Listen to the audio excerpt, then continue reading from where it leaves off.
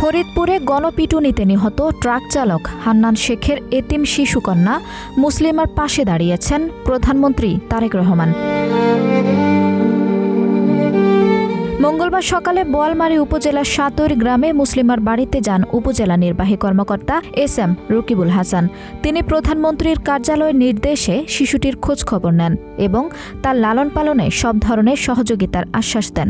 ওর মাও নেই এবং বাবাও না থাকার কারণে এই নিউজটি আমাদের মাননীয় প্রধানমন্ত্রীর দৃষ্টিগোচর হয়।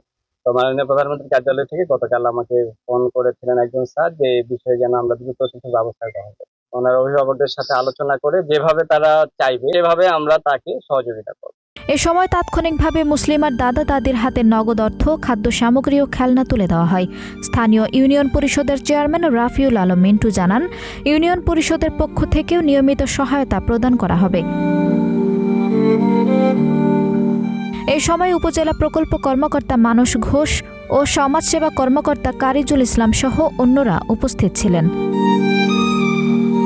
উল্লেখ্য, গত শুক্রবার রাতে ফরিদপুরের নগরকান্দা উপজেলার বিলনালিয়া এলাকায় বেপরোয়া ট্রাক চালানোর অভিযোগ তুলে ফেসবুক লাইভের মাধ্যমে মব সৃষ্টি করে গণপিটুনিতে হত্যা করা হয় ট্রাক চালক হান্নান শেখকে।